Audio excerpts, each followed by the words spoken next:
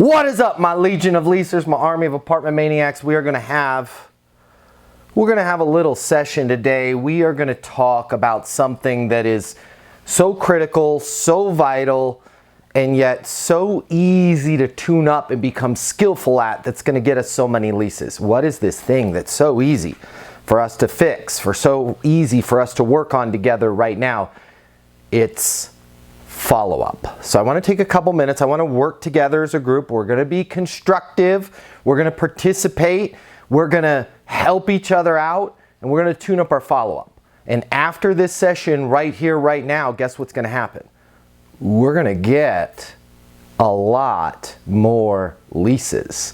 We're going to have to do a lot less work. And isn't that weird that I'm saying we're going to be able to do a lot less work and follow up in the same sentence? Because a lot of times that's follow-up's one of those things that nobody wants to talk about it, and I get it if you guys don't want to admit it because your coworkers are on the call, but I'll be honest if you're not going to be honest. It gives us a lot of anxiety. A lot of us just flat out don't do it because we don't think it works, right? We're too busy doing other things. All right, so why don't I just gave you two reasons.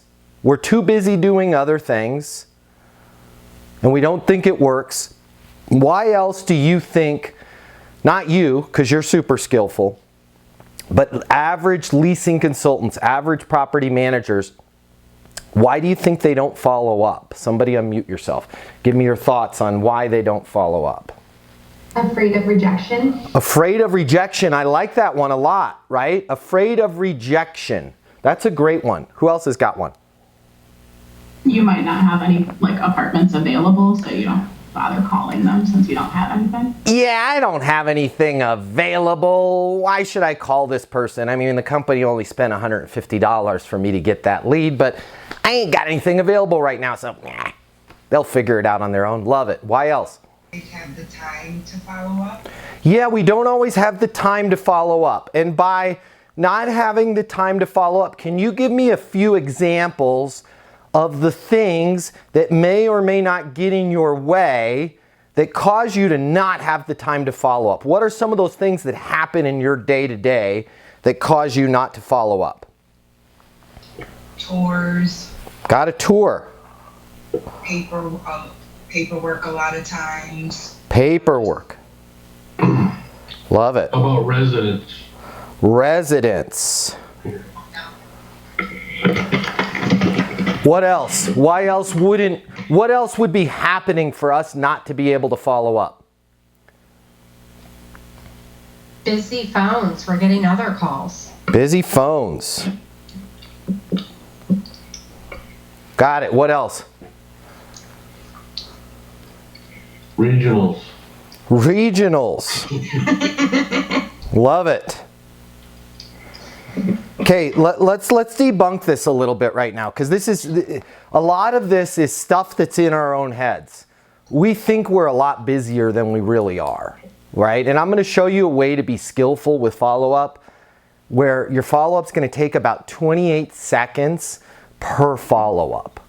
You heard me correct. How does he know it's 28 seconds? Because I watch this stuff and I monitor this stuff and I time the people that I coach making follow-up calls, right? So I'm going to show you a more skillful way to make follow-up. But tours, we don't have that many tours in the day. I'm sorry. There's just not that many tours to where we don't have.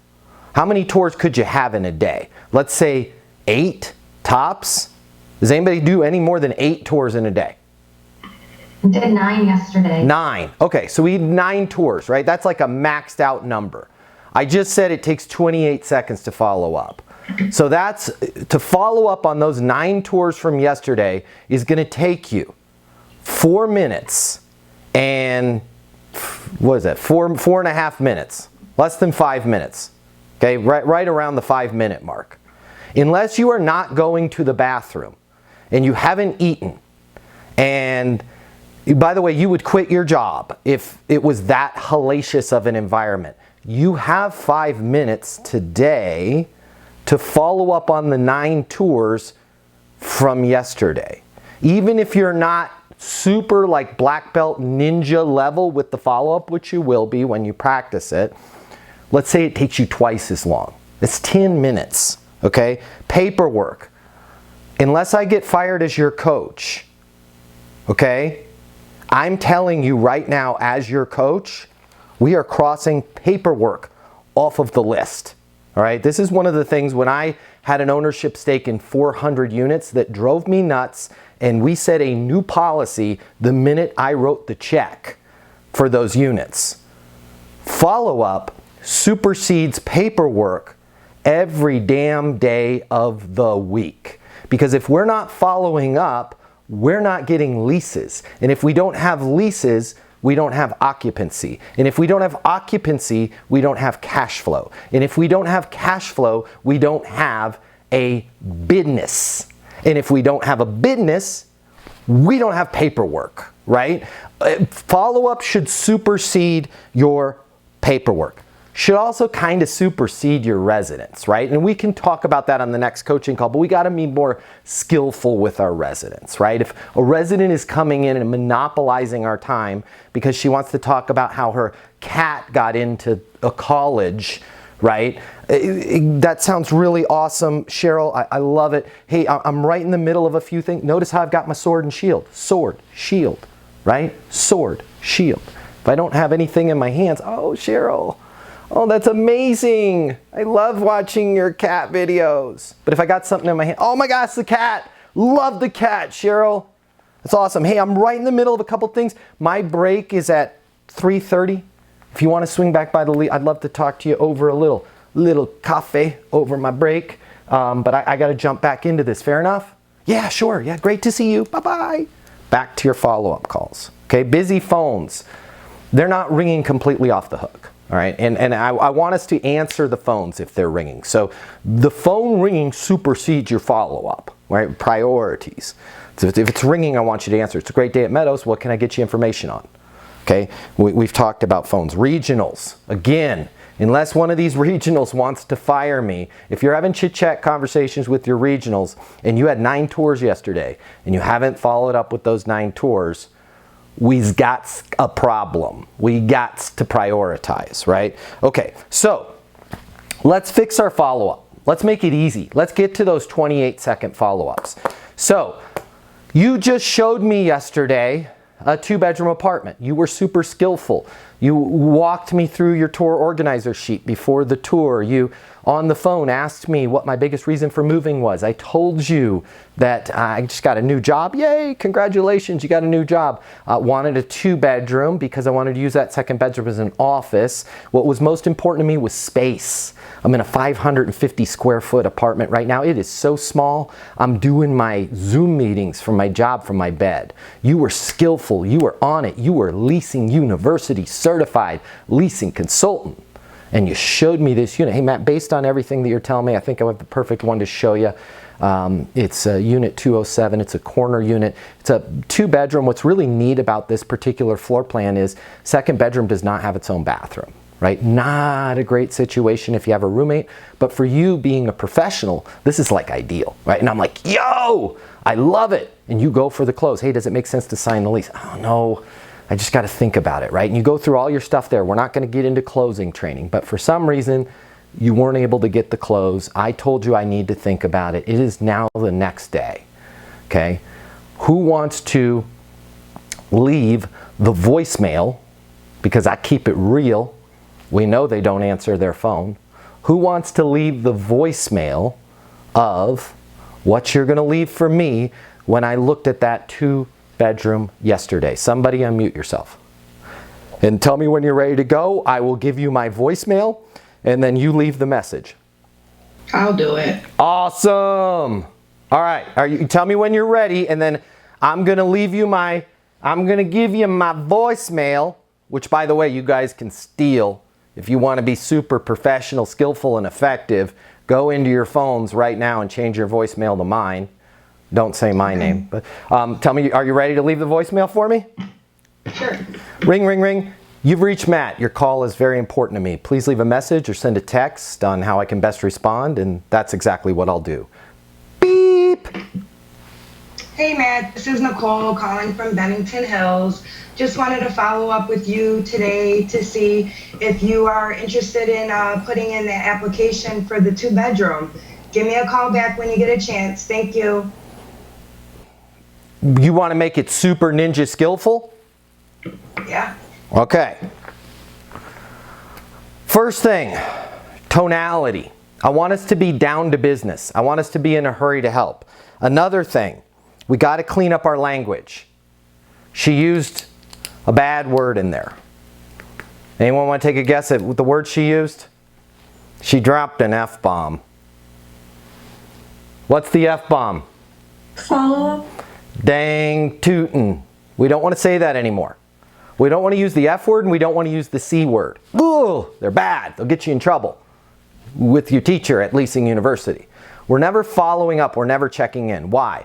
Our authority and our credibility starts up here with the message. As soon as we say, I'm just following up or I'm just checking in, our authority and our credibility goes way down. Here's something else. And I lay abed at night thinking about this stuff so you guys don't have to. Okay? And there was nothing wrong. I appreciate you volunteering and do it. You did a great job. I'm just going to tune this up. we're going to work some magic on this. But when I leave, like let's say I left Nicole a message and I said, hey Nicole, it's Matt Easton with Leasing University. I'm just following up to see if you're interested in getting the sales coaching for your property managers. When it's a good time for you, if you could just give me a call. I'm at 303-803-7372. Okay? It's passive. It's, for lack of a better word, and I'm not giving you a hard time, it's perceived as weak. Also, whenever you use the F word following up, not only do you lose your credibility, but what have we done? What are the rules that we've established for this relationship? And you guys are not getting callbacks right now from your follow-up. One, because you're not doing it. If you're doing it, you're not doing it enough. And if you're doing it enough, you're not being skillful. Okay? And when we don't leave a skillful message, when we use the F word, what we don't understand, and I'm the guy that thinks about this stuff so you don't have to, it's like a bad dating relationship. What I've done when I say I'm just, and especially if you use the J word, I'm just following up, or I'm just checking in. Even if you don't use the J word, I'm following up, I'm checking in. The relationship, the rules of the relationship that you've established are this. I will continue to call you and follow up until you feel like answering your phone. And you will continue to read, not listen. It's an important thing we got to understand. People are reading our voicemails. They're not listening to our voicemails. They're going into their visual voicemail. They're looking at it. And as soon as they read the words follow up, there's delete. Why would I delete it? Because Nicole will follow back up with me. Because that's what Nicole does. You all have been or know somebody who has been in a dating situation that is very similar to a traditional leasing follow-up situation. You know you got that friend that's dating that person that never calls them, never does anything. Friend calls, nothing, goes. 2 o'clock in the morning on a Friday, right? Oh, hey, yeah, come on over. It's not cool. Those are not healthy relationships. That's one person constantly being available for the other person and the other person treating that person like garbage until it's convenient for them.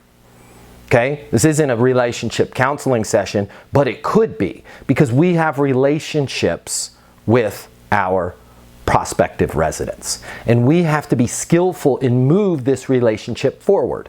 Because in many cases, we need to save our prospects from themselves. Because moving is scary, moving is stressful, moving is expensive. When something is scary, stressful, and expensive, we have a tendency to avoid it. So when we use words like, I'm just following up, I'm just checking in, just wanted to see if you're still interested, all of that is just basically serving up on a silver platter an invitation for that person to delay. And when they delay, rents go up, availability goes down, and then they get upset, they get angry with us, and it's not our fault. Well, it kind of is because we weren't skillful with our follow-up because the unit they looked at is no longer available or prices went up. right? So how could we be more skillful and polish this up? By the way, that was about a 45-second follow-up. I talked about a 28-second. And when I say 28 seconds, that includes the time for their voicemail and the beep and the ringing, okay? So the easiest way for you to follow up is this. And I'd maybe write this down if you had a sword and shield. I'm calling to see if it makes sense to blank. And whatever the blank you want to be. Now, one other quick point here in that follow-up call. Okay, we're tuning this up. Again, you didn't do anything wrong. What did we talk about? What was the blank that she wanted me to do? To complete an application online. To complete an application online. Okay. How do we get paid? Correct. Does the bank take applications? No. No. What do we want? We want a lease. Correct? We don't want an application. So from here on out, stop it. Knock it off. Stop asking for applications. That's not what you want. Now you're like, well, I need to ask for the application because they're not approved. And I don't want to be a pushy, sleazy, I don't want to make people think that they're approved. I didn't tell you to say, hey, you're approved. I didn't tell you to lie. I want you to ask for the lease. And then when the person agrees to lease the apartment, you use my magical words. What happens next? Awesome, congratulations, you made a great decision. What happens next? We're going to fill out the application, typically get those back in about 24 to 48 hours. Okay, did you hear how my tonality, how smooth I was? Awesome, Nicole. Congratulations, you made a great decision. What happens next? I'm going to shoot you over to the app. It's pretty easy to fill out. Once you get that filled out online, I typically get those back in about 24 to 48. We'll call you with the results and everything's smooth sailing from there. Right? However you want to word that, however your process is. But when we're leaving the follow-up call, I want us to leave as simple as, does it make sense to blank? Sounds like this. Hey, Nicole, Matt Easton over here at Legacy, calling to see if it makes sense to lease that 2-bedroom we looked at yesterday. I'm available at 303-803-7372. Let's say I needed to bring my wife by. That's where we left it. You can change the lease to whatever that blank was. Hey, Matt, it's Nicole over here at Legacy, calling to see if it makes sense to bring your wife by the community today. I'm at 303-803-7372. Now do you see how you can follow up with 9 people in 5 minutes? Notice what my voicemail doesn't say. Hey, Nicole, it's Matt at Legacy. Happy Wednesday to you. Hump day, hump day. Hope you're enjoying this spring weather. Awesome, isn't it? Hey, so I'm just following up. I'm just checking in to see how you're doing, how your home search is going. Wanted to see if we're still looking, if you are still looking. And we don't realize we're doing this because we're trying to be pleasant. There's nothing pleasant with that. I know it sounds pleasant, but there's nothing pleasant with that, okay? Because what did we establish? We established that they're reading our voicemail. And when you say stuff like that, they have to read through 4 pages of stuff. They know you don't care about how their Monday's going. You don't, guys. You're a real estate professional, okay? So be more professional. Streamline it. Hey, Matt, it's Nicole over here at Legacy, calling to see if it makes sense to lock in the lease on that 2-bedroom we looked at yesterday. You can reach me at 303-803-7372. Now, if you are NSO, Next Step Obsessed, which I hope you are, I hope you're working to get there, I want you to use my 2 favorite words, as promised. So Nicole and I went through our check down on the close, and she says, man, I understand that I could lose the apartment, but I really got to think about it over the weekend. Hey, no problem, Nicole. I'll call you Monday at 2:30 p.m. if I haven't heard from you before then. Fair enough? Right? I'm setting a next step, crystal clear next step. Monday at 2:30 p.m. Now I can use my 2 favorite words. Hey, Nicole, it's Matt over here at Legacy. As promised, it's 2:30 on Monday. Calling to see if it makes sense to sign the lease on that 2-bedroom we looked at. You can reach me at 303-803-7372. Okay? I want you guys to work on this. This is your homework for this month. I want you to start following up like this. We're going to remove all of the fluff. We're never going to say follow up. We're not going to ask for an application. We're going to keep it simple. Calling to see if it makes sense to blank. The blank is whatever you wanted them to do. Calling to see if it makes sense to sign the lease. Calling to see if it makes sense to bring your roommate by. Calling to see if it makes sense to renew your lease. Calling to see if it makes sense for you to actually come and tour if it was a phone call. Calling to see if it makes sense to sign the lease agreement that you agreed to sign yesterday. Whatever it is that you wanted them to do, you can do the blank, right? Let's say they agreed to the app and for some reason they hadn't filled it out. Now you can say, calling to see if it makes sense to complete the app. But don't put that extra step in there unless you've asked them to complete the app and they didn't do, unless you've asked them to close. They said, yes, I will lease the apartment. You said, great, what happens next is you fill out the app, and then they ghost you on the app. Now I'm giving you permission to call and see if it makes sense to complete the app, okay? Not checking in, not following up. What questions do you guys have for me?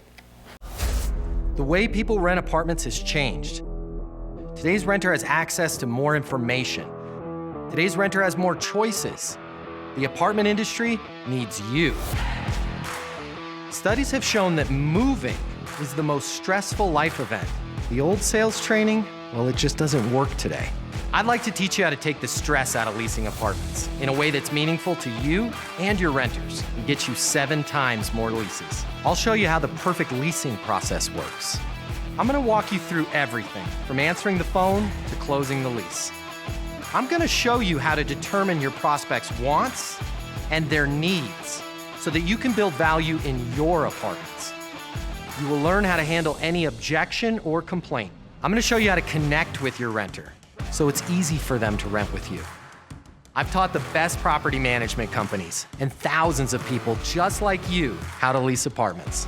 Property management is complicated. I'll simplify it for you. There's more competition than ever before. I'm gonna show you how to be number one. All of a sudden, your career, it's gonna make perfect sense, even if you've never worked in sales or property management before. And for the advanced property manager, I'm gonna show you how to take things to the next level. Leasing University is a new, simple, step-by-step process that's effective. We're gonna help you become a rock star in property management. I'm Matt Easton, and this is Leasing University.